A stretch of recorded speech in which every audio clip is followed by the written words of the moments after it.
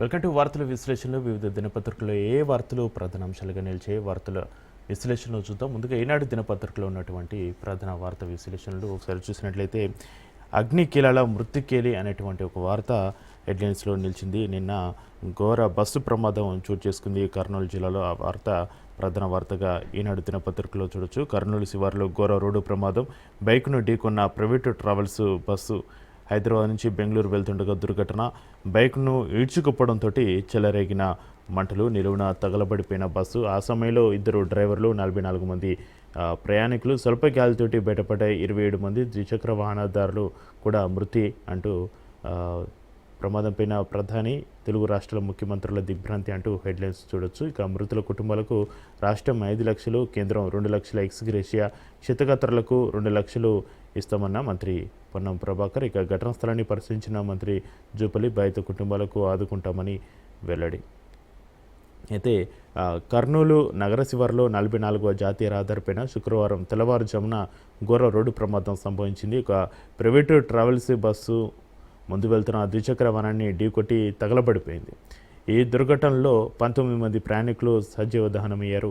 ద్విచక్ర వాహనదారుడు కూడా ప్రాణాలు కోల్పోయారు. తెల్లవారుజామున అందరూ గాఢ నిద్రలో ఉన్న సమయంలో బస్సు ప్రమాదానికి గురై మంటలు వ్యాపించడం, డ్రైవర్లు వెంటనే అప్రమత్తం చేయకపోవడంతో ప్రయాణికులు తప్పించుకునే అవకాశం లేక మంటల్లో మాడి మసైపోయారు. కొందరు ప్రయాణికులకు మెలకువ వచ్చినప్పటికీ కూడా ప్రమాద తీవ్రతకు బస్సు తలుపులు మూసుకోవడంతో అందులోనే చిక్కుకుపోయారు. రక్షించండి అంటూ పెద్ద ఎత్తున ఆర్తనాదాలు చేసినా కూడా కాపాడేవారు కరువయ్యారు. కొందరు అద్దాలు పగలగొట్టి బయటపడగా మిగతా వారు పొగకు స్పృహ కోల్పోయి బస్సుతో పాటే బురద కావడం తీవ్ర విషాదాన్ని అయితే నింపింది. ఇక మృతులు 6 తెలంగాణ వారు ఉన్నారు. వారిలో తల్లి, కుమార్తెలు, ఏపీ వాసులు 6 మృతి. అందులో ఒకే కుటుంబానికి చెందిన 4 ఉన్నారు. తేరుకొనలేపై కాలిపోయారు. మృతుల మధ్య దయనీయ స్థితిలో మృతదేహాలు.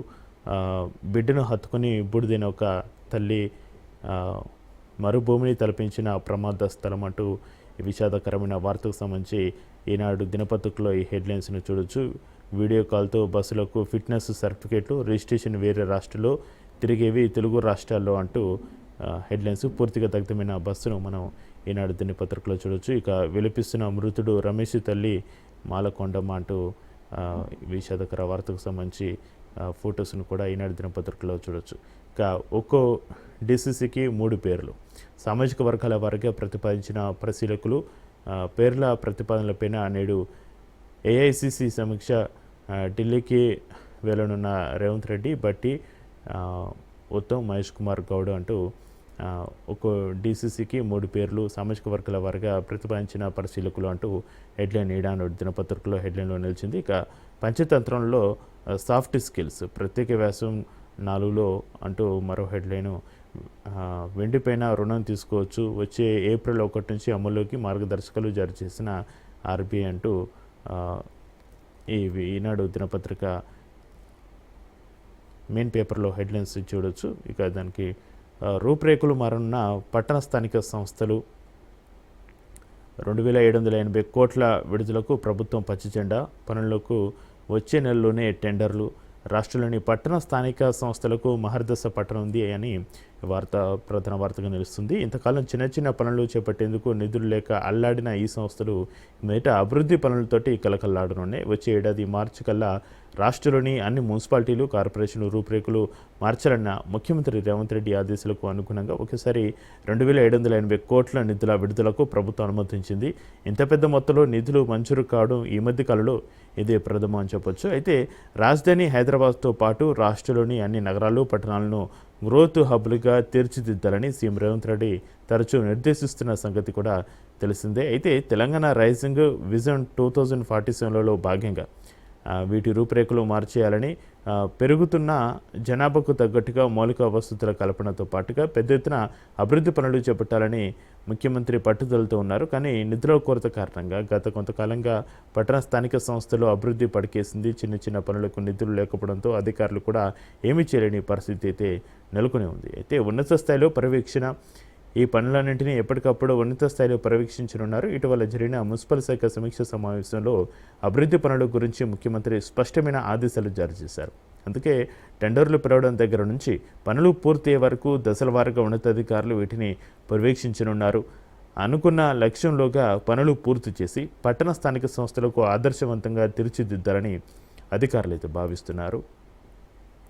ఇక రెక్కల కష్టం వర్షార్పణం రాచర్ల బొప్పాపూర్ మార్కెట్ యార్డ్లో ఇలా అంటూ ఈనాడు దినపత్రికలో వార్త చూడొచ్చు. అయితే అకాల వర్షానికి వరి ధాన్యం తడిసిపోవడంతో అన్నదాతలు ఆగమయ్యారు. అన్నదాతల కష్టానికి సంబంధించిన వార్త ప్రధాన వార్తకు ఈనాడు దినపత్రికలో చూడొచ్చు. రాజన్న సిరిసిల్ల జిల్లాలో శుక్రవారం కురిసిన భారీ వర్షంతో అన్నదాతలకు తీవ్ర నష్టం వాటిల్లింది. కొనుగోలు కేంద్రాల్లో ఆరబెట్టిన ధాన్యం తడిసి ముద్దైన పరిస్థితి. ఎల్లారెడ్డిపేట, ముస్తాబాద్, గంభీరావుపేట తదితర మండలాల్లో ఎక్కువ నష్టం వాటిల్లింది. రాచర్ల బొప్పాపూర్లోని మార్కెట్ యార్డు గోదాంల వద్ద సీసీపీపై పూసిన ధాన్యం వరద నీటిలో కొట్టుకుపోయింది. ఆయా కేంద్రంలో తూకం వేస్తున్న ధాన్యం బస్తాలు కూడా తడిసిపోయిన పరిస్థితి. తేమ శాతం 16 వచ్చిన కేంద్రం నిర్వాహకులు కాంటా పెట్టకుండా కాలయాపన చేశారని, దీంతో ఒకసారిగా కురిసిన వర్షానికి ధాన్యం చాలా వరకు కొట్టుకుపోయిందని రాచర్ల బొప్పాపూర్కు చెందిన రైతు కిషన్ అనే రైతు ఆవేదన వ్యక్తం చేశారని ఈనాడు దినపత్రికలో ప్రధాన వార్తగా చూడొచ్చు. భారీ వ్యయంతో కొత్త థర్మల్ కేంద్రం 10,880 కోట్లతోటి ప్లాంట్ల నిర్మాణానికి డిపిఆర్. రామగుండం చుట్టుపక్కల ఇప్పటికే 8,600 మెగావాట్ల థర్మల్ ప్లాంట్లు, మళ్ళీ అక్కడే 800 మెగావాట్లతోటి ప్లాంట్ల నిర్మాణానికి జెన్కో సంసిద్ధత అంటూ హెడ్లైన్స్ చూడొచ్చు. ఇప్పటికే ఉన్న పాత థర్మల్ ప్లాంట్లలో విద్యుత్ ఉత్పత్తిని 60% తగ్గించాలని కేంద్రం ఆదేశాలు ఇస్తే, మరోవైపు రామగుండలో భారీ వ్యయంతో కొత్తగా 800 మెగావాట్ల ప్లాంట్లను నిర్మించడానికి రాష్ట్ర ప్రభుత్వాన్ని జెన్కో తాజాగా అనుమతి కోరింది. ఒక్కో మెగావాట్కు సగటున 13.6 కోట్ల వ్యయంతో మొత్తం 10,880 కోట్లతోటి ఈ ప్లాంట్ నిర్మాణానికి ఇంధన శాఖ సమగ్ర ప్రాజెక్టు నివేదిక డిపిఆర్ను రాష్ట్ర మంత్రివర్గానికి సమర్పించింది. ఇందులో 80% సొమ్మును రుణాలుగా సేకరించడానికి ప్రభుత్వ అనుమతిని అడిగింది. ఈ నివేదిక తయారులో జెన్కో వ్యూహాత్మకంగా వివరించిందని తెలిపింది. ఇక సాక్షి దినపత్రికలో ఏ వార్తలు ప్రధాన వార్తలుగా నిలిచాయో సాక్షి దినపత్రిక ఒకసారి చూద్దాం.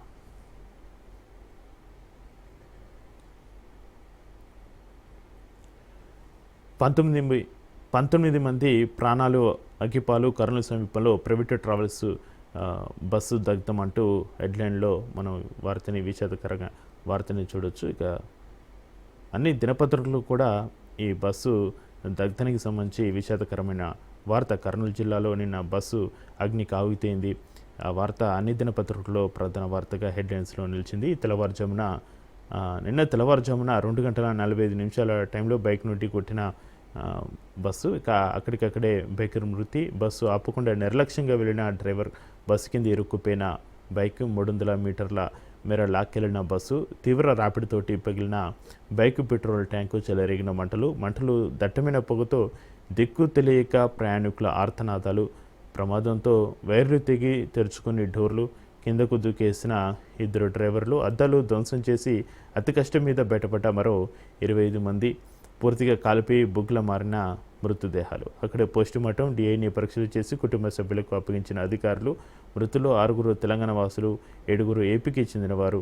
రాష్ట్రపతి, ప్రధాని సహా ప్రముఖుల సంతాపం అంటూ సాక్షి దినపత్రికలో ఇవి హెడ్లైన్స్లో నిలిచాయి. ఇక బస్సు డ్రైవర్ చేసిన తప్పు 19 మంది సజీవ దహనానికి కారణమైంది. నిద్రలో ఉన్నవారిని శాశ్వత నిద్రలోకి పంపింది. కొన్ని కుటుంబాలను చిదిమేసి శాశ్వత చీకట్లు నింపిన పరిస్థితి. ఘటనా స్థలాన్ని చూసిన వారి కంటినీరు తెప్పించింది. కర్నూలు జిల్లాలో శుక్రవారం తెల్లవారుజామున జరిగిన వేమూరి కావేరీ ట్రావెల్స్ ఘోర బస్సు ప్రమాదం తెలుగు రాష్ట్రాలతో పాటు యావత్ దేశాన్ని కలిచివేసిన ఘటన. నిమిషాల వ్యవధిలో కొన్ని కుటుంబాల పెద్ద దిక్కులు, భవిష్యత్తు ఆశలు అగ్నికీలలకు ఆహుతైన పరిస్థితి. ప్రయాణికుల ఆర్తనాదాలతోటి NH-44 బీతిల్లిపోయింది. మృతదేహాలు గుర్తుపట్టలేని విధంగా బొగ్గు మసిగా మారాయి. ఈ భీతవాహ ఘటన స్లీపర్ బస్సు ప్రయాణికులపైన మరోమారు పెద్ద చర్చనే లేవనెత్తిన పరిస్థితి. హైదరాబాద్ నుంచి గురువారం రాత్రి బెంగళూరు బయలుదేరిన వేమూరి కావేరీ ట్రావెల్స్కు చెందిన స్లీపర్ కోచ్ బస్సు ఇది DD01N9490 అనే నెంబర్ తోటి ఈ బస్సు రిజిస్టర్ అయి ఉంది. అయితే శుక్రవారం తెల్లవారుజామున కర్నూలు సమీపంలో ఘోర ప్రమాదానికి గురైంది. ఈ ప్రమాదంలో ఏకంగా 19 మంది సజీవ దహనమయ్యారు. ప్రత్యక్ష సాక్షుల కథనం మేరకు ఘటన వివరాలు అయితే సాక్షి దినపత్రికలో ఇవ్వడం జరిగింది. ఇక మున్సిపాలిటీలకు 2780 కోట్లు అంటూ నిధులు విడుదల చేసిన రాష్ట్ర ప్రభుత్వం 138 మున్సిపాలిటీలు, కార్పొరేషన్లు 2432 పనులకు ఆమోదం, కొత్త మున్సిపాలిటీలకు 15 కోట్లు అంటూ హెడ్లైన్స్ సాక్షి దినపత్రికలో మనం చూడొచ్చు. రాష్ట్రంలోని మున్సిపాలిటీల్లో అభివృద్ధి పనులు చేపట్టేందుకు రాష్ట్ర ప్రభుత్వం భారీగా నిధులు విడుదల చేస్తుంది. ఒకేసారి 2780 కోట్లు విడుదల చేసి శుక్రవారం ఉత్తర్వులు జారీ చేస్తుంది. ఇక రేవంత్ రెడ్డి దమ్ముంటే అశోక్ నగర్కు రా అంటూ హరీష్ రావు సవాల్ విసురుతున్నారు. అయితే ఉద్యోగాలు నిరుద్యోగ భృతి అని మాయమాటలు చెప్పి మోసం చేశావు, ఎన్నికల ముందు వేడుకొని ఇప్పుడు అధికారంలోకి వచ్చాక వదిలేశావు. కాంగ్రెస్ నిరుద్యోగ బాకీ కార్డు ఆవిష్కరణ కార్యక్రమంలో మాజీ మంత్రి హరీష్ రావు ఈ వ్యాఖ్యలు చేశారో వార్త ప్రధాన వార్తగా నిలుస్తుంది. ఇక రికార్డులు బద్దలు కొడదాం, బీహార్లో మళ్ళీ మాదే విజయం అంటున్నారు ప్రధాని నరేంద్ర మోడీ స్పష్టీకరణ. 2 జిల్లాల్లో ఎన్నికల ప్రచారం, నేరగాళ్ల కూటమిని ఓడించాలని ప్రజలకు పిలుపు, జననాయక్ బిరుదును చోరీ చేయదని కాంగ్రెస్కు హితవు.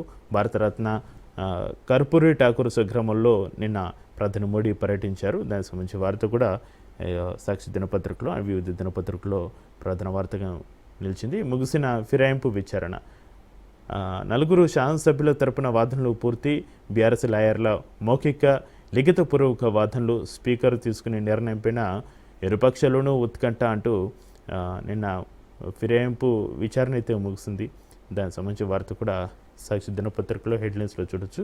కార్మికులకు చేరువయ్యేలా ఈఎస్ఐ సేవలు అందిస్తున్న సర్వీసులపై విస్తృత ప్రచారం, వైద్య సేవలే కాకుండా వైద్య విద్యా ప్రవేశాలు చందాదారుల కుటుంబాలకు ఆసరా అంటూ వార్త ప్రధాన వార్తగా చూడొచ్చు.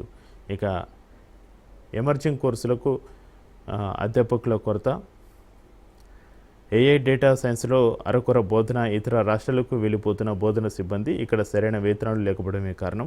జిల్లాలో హైదరాబాద్ శివారు ఇంజనీరింగ్ కాలేజీలో ఈ సమస్య కనిపిస్తుందంటూ వార్త చూడొచ్చు. ఇక ఆంధ్రజ్యోతిలో ఏ వార్తలు ప్రధాన వార్తలుగా నిలిచాయో హెడ్లైన్స్ ఒకసారి చూద్దాం. అగ్నికి ఆహుతి, 19 మంది సజీవ దహనం అంటూ హెడ్లైన్లో బస్సు అగ్ని ప్రమాదానికి సంబంధించి వార్త ప్రధాన వార్తగా తీసుకోవడం జరిగింది. అయితే కర్నూలు సమీపంలో ఘోర ప్రమాదం అంటూ హెడ్లైన్స్ ఒకసారి ఆంధ్రజ్యోతిలో చూద్దాం. హైదరాబాద్ నుంచి బెంగళూరుకు వెళ్తున్న వేమూరు కావేరి బస్సు జాతీయ రహదారిపైన బైక్ను ఢీకొట్టి 200 మీటర్లు అలాగే ఈడ్చుకెళ్లిన డ్రైవర్, బస్సు కింద ఇరుక్కుపోయిన పల్సర్ బైక్, పెట్రోల్ ట్యాంకు మూత ఊడి మంటలు, క్షణాల్లో బస్సుకు వ్యాపించిన అగ్ని కీలాలు, సెన్సార్లు పనిచేయక తెరుచుకుని డోర్లు, బయటకు వచ్చే దారి లేక ప్రయాణికుల ఆర్తనాదాలు, బస్సులోనే మాడి మసి, డిఎన్ఏ పరీక్షల అనంతరమే మృతదేహాల అప్పగింత, 27 మంది సురక్షితంగా బయటకు, బస్సు ఢీకొట్టడంతో యువకుడి మృతి అంటూ హెడ్లైన్స్ మనం చూడొచ్చు. ఇక ప్రమాదానికి ముందు రోజు స్నేహితులు గోల రమేష్, నెలకుర్తి రమేష్ తమ కుటుంబీకులతో కలిసి హుస్సేన్ సాగర్లో బోటి షికారు చేసేటువంటి ఒక ఫోటోని అయితే ఆంధ్రజ్యోతిలో చూడొచ్చు. ఈ ఆనందం ఇదే ఆఖరు, నెల్లూరు మిత్రుల కుటుంబాల్లో చిచ్చు, ఓ కుటుంబం ఆహుతి, మరొకరు క్షేమం, ప్రయాణం వాయిదానే ప్రాణం తీసింది. మెదక్ రూరల్ మండలం శివాయిపల్లి తల్లి కూతుళ్ళ మృత్యువార్తకు సంబంధించి ఒక్కొక్కరిది ఒక్కొక్క దీనగాథ సంబంధించి మనం నిన్న బస్సు ప్రమాదానికి సంబంధించి చూడొచ్చు. ఇక అరచేతిపై సూసైడ్ నోట్, వైద్యురాలి ఆత్మహత్య అంటూ మరో వార్త ప్రధాన వార్తగా నిలిచింది. 5 నెలలు 4 సార్లు అత్యాచారం, ఎస్ఐ వరుస వేధింపులను తాళలేక చనిపోతున్న అరచేతిపై సూసైడ్ నోట్ రాసి ప్రభుత్వ డాక్టర్ ఆత్మహత్య, గతంలోని అధికారులకు లేఖ రాసినా పట్టించుకొని వైనం, పోస్ట్ మార్టం ఫిట్నెస్లపైన నకిలీ నివేదికల కోసం పోలీసు అధికారులు ఆమెపైన తీవ్రమైన ఒత్తిడి తెచ్చినట్లుగా ఆరోపణలు, మహారాష్ట్రలో ఘటన, రాజకీయ దుమారం, ఎస్ఐ పైన వేటు అంటూ అరచేతిపై మహిళా డాక్టర్ రాసుకున్న సూసైడ్ నోటు, నిందితుడు ఎస్ఐ గోపాల్ బాద్నే అని ఇక్కడ ఫొటోస్లో మనం చూడొచ్చు. పట్టణాలకు భారీగా నిధులు, 138 మంది మున్సిపాలిటీలు, కార్పొరేషన్ల అభివృద్ధికి 2780 కోట్లు విడుదల, మార్చి కల్లా పనులు పూర్తికి పురపాలక శాఖ ఆదేశం అంటూ ఈ వార్త కూడా ప్రధాన వార్త నిలిచింది. ఇక ఫిల్మ్ ఛాంబర్లో ఎన్నికల లొల్లి. గడువు ముగిసిన ఎన్నికలు జరపని కార్యవర్గం నిరవధిక వాయిదాకు యత్నం, ఎన్నికలు జరపాలంటూ మరో వర్గం. ఛాంబర్ స్థలంలో భారీ భవనానికి కసరత్తు, ఆర్థిక ప్రయోజనాల కోసం ఈ వాయిదా. ప్రస్తుత కార్యవర్గంపై ప్రత్యర్థి వర్గం ఆరోపణ, మంత్రుల దగ్గరకు ఛాంబర్ పంచాయతీ అంటూ వార్త ప్రధాన వార్తగా నిలిచిస్తుంది. ఇక మేటి గురుకులాలు చేటు గురుకులాలు అంటూ మరో వార్త. మేటి గురుకులాలు కాస్త చేటు గురుకులాలు అవుతున్నాయా? అక్కడ విద్యాబుద్ధులు నేర్చుకోవాల్సిన చిన్నారులకు రక్షణే కరువైందా? తీవ్ర ఆందోళన కలిగించే రీతిలో వెలుగు చూస్తున్న పరిణామాలను బట్టి అలానే అనిపిస్తుంది అంటూ ఒక కథనాన్ని మనం ఆంధ్రజ్యోతిలో చూడొచ్చు. అయితే గురుకులాల్లో సీటు రావడమే గొప్ప అనుకునే పరిస్థితుల్లో 6వ తరగతి బాలుడి తల్లిదండ్రులు వచ్చి ఈ గురుకులం వద్దంటూ టీసీ తీసుకొని బిడ్డను వెంటబెట్టుకొని వెళ్ళిపోయారు. ఎందుకు అనంటే ఆ బాలుడిపై 9వ క్లాసు చదువుతున్న 2 బాలురు అత్యాచారానికి పాల్పడ్డారు. మరో గురుకులంలో ఓ విద్యార్థిని ఆత్మహత్య చేసుకుంటే ఇంకో గురుకులంలో తిష్ట వేసిన ఎలుకలు విద్యార్థులను కలవరానికి గురి చేస్తున్నాయంటూ మేటి గురుకులాలు చేటు గురుకులాలు అంటూ ఈ వార్త హెడ్లైన్లో నిలిచింది. ఇక వంగర గురుకుల పాఠశాల విద్యార్థిని ఆత్మహత్య, తల్లిదండ్రులకు విద్యార్థులకు కలిసే అవకాశం ఇవ్వని సిబ్బంది, మనోధైర్యం కోల్పోయి ఘాతకానికి పాల్పడిందన్న తల్లిదండ్రులు, విచారణకు ఆదేశించిన మంత్రి పొన్నం ప్రభాకర్ అంటూ వార్త విషాదకరమైన వార్త. ఇక 6వ తరగతి విద్యార్థిపై 9వ తరగతి విద్యార్థుల లైంగిక దాడి. నిర్మల్ జిల్లాలోని మస్కపూర్ బీసీ సంక్షేమ హాస్టల్లో ఈ దారుణం చోటు చేసుకుంది. ఇక్కడ చూడొచ్చు మస్కపూర్ బీసీ సంక్షేమ వసతి గృహం. అయితే గిరిజన బాలిక గురుకులంలో ఎలుకల బెడద ఎక్కువగా ఉంది. 8 మంది విద్యార్థుల కాలు కొరికిన ఎలుకలు. మెదక్ జిల్లా నర్సాపూర్ మండలం నారాయణపూర్లో ఈ ఘటన చోటు చేసుకుంది. ఎలుకల దాడిలో విద్యార్థిని కాలికి గాయాలు కూడా మనం ఈ ఆంధ్రజ్యోతిలో దినపత్రికలో ప్రధాన వార్తగా చూడొచ్చు. ఇక వెలుగు దినపత్రికలో ఏ వార్తలు ప్రధాన వార్తలుగా నిలిచాయో వెలుగు దినపత్రిక హెడ్లైన్స్ ఒకసారి చూద్దాం.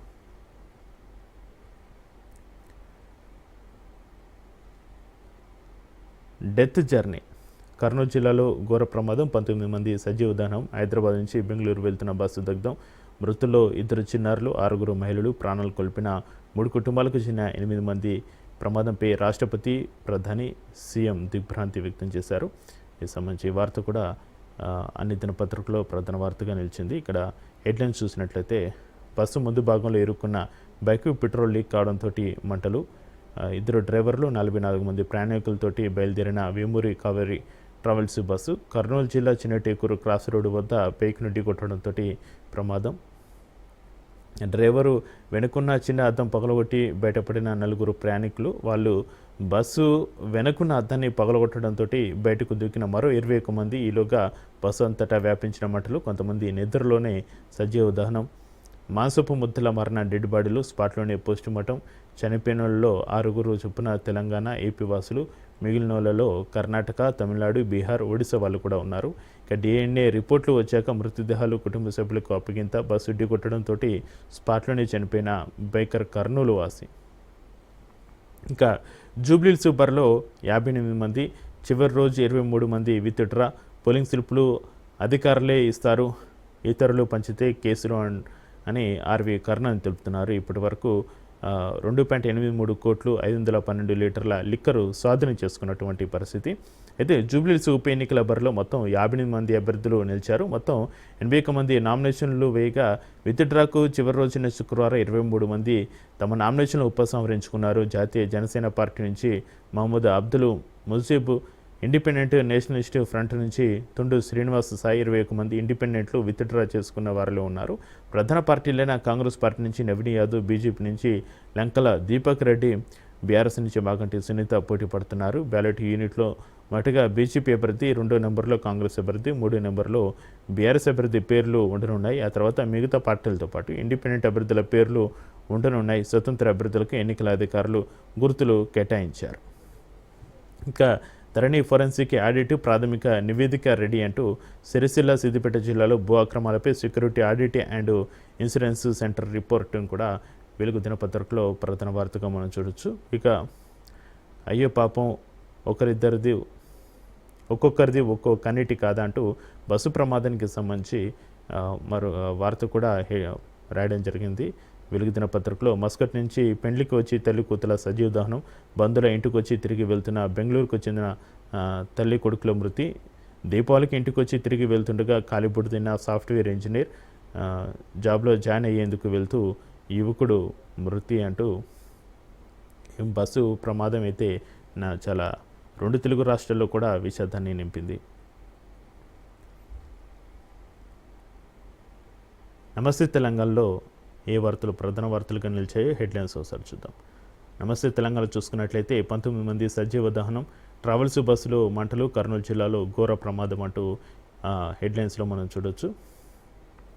ఢిల్లీకి రేవంత్ 55వసారి నేడు హస్తనకు వెళ్లనున్న ముఖ్యమంత్రి, పార్టీ ముఖ్యులతో చర్చలంటూ లీకులు, క్రిమినల్ కేసు పెట్టండి, దక్కన్ సిమెంట్స్ డైరెక్టర్కు తుపాకీ గురి, కొండ సురేఖ కుమార్తె వ్యాఖ్యల ఆధారంగా విచారణ జరిపి నిజాలను నిక్కు తేల్చండి, జూబ్లీహిల్స్ పోలీసులకు బీఆర్ఎస్ ఫిర్యాదు చేసిందంటూ ప్రధాన వార్తగా నిలిచింది. ఇక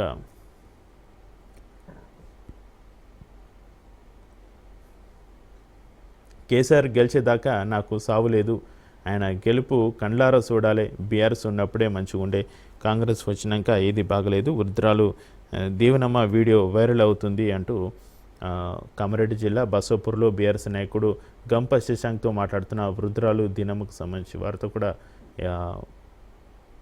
నమస్తే తెలంగాణలో ప్రధాన వార్తగా ఇక్కడ మనం చూడవచ్చు. అయితే కేసీఆర్ గెలిచేదాకా నాకు సావు లేదు, ఆయనకి ఓటేయాలి, ఆయనను గెలుపును కళ్ళారా చూడాలి, చెవుల నిండా వినాలి, కేసీఆర్ గెలుపుతోనే దేవుని రాజ్యం వస్తుంది అని ఒక వృద్ధురాలు మాట్లాడిన మాటలు సోషల్ మీడియాలో వైరల్గా నిలిచింది. ఆ వైరల్ అయినటువంటి వార్తని నమస్తే తెలంగాణలో ఇవ్వడం జరిగింది ప్రధాన వార్తగా. ఇక రూల్స్ పెట్టేది మీరే, ఉల్లంఘించేది మీరేనా అంటూ ప్రభుత్వమే నిబంధనలు తొంగలో తొక్కుతుందా, ఏ చట్టం ప్రకారం మద్యం దరఖాస్తుల గడువు పెంచారు, చెప్పకపోతే మొత్తం ప్రక్రియను నిలిపివేస్తామంటూ హైకోర్టు ఆగ్రహం వ్యక్తం చేసిందంటూ ప్రధాన వార్తగా నిలుస్తుంది. ఇక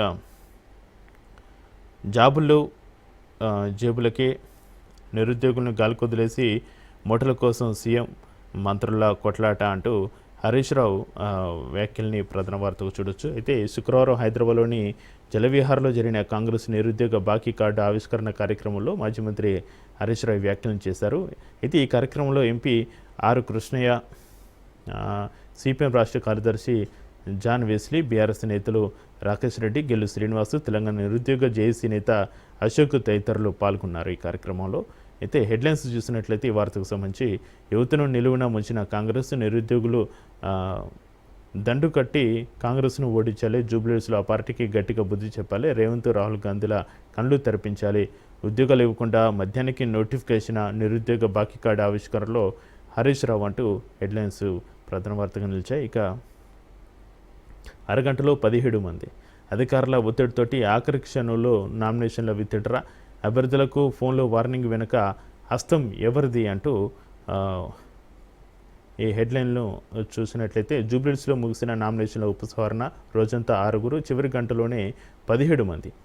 ఆర్ఓ వద్దకు రాకుంటే నామినేషన్ చెల్లదంటూ ఫోన్లు, ఇప్పటికే నామినేషన్ల తిరస్కరణపైన తీవ్ర ఆరోపణలు, రంగుల కండువాలతోటి వచ్చి నామినేషన్ చేసిన త్రిబులార్ ఫార్మర్ రైతులు, వివిధ ప్రజా సంఘాల నేతలు వారిది ఉద్దేశపూర్వక పోటీగా పేర్కొంటూ తిరస్కరణ, కాంగ్రెస్పై వ్యతిరేకత తగ్గించేలా అధికారుల చర్యలు అంటూ జూబ్లీహిల్స్ బరిలో 58 మంది అంటూ జీహెచ్ఎంసీ వ్యవస్థాపకుడు సల్మాన్ ఖాన్ పైన కేసు, నామినేషన్ల పరిశీలన సమయంలో విధులను అడ్డగించారంటూ రిటర్నింగ్ అధికారి ఫిర్యాదు అంటూ ఈ హెడ్లైన్స్ చూడొచ్చు. ఇక గురుకులంలో విద్యార్థిని ఆత్మహత్య, హన్మకొండ జిల్లా బంగారులో ఈ ఘటన చోటు చేసుకుంది. ఇవి నమస్తే తెలంగాణలో ఉన్నటువంటి ప్రధాన వార్తలు.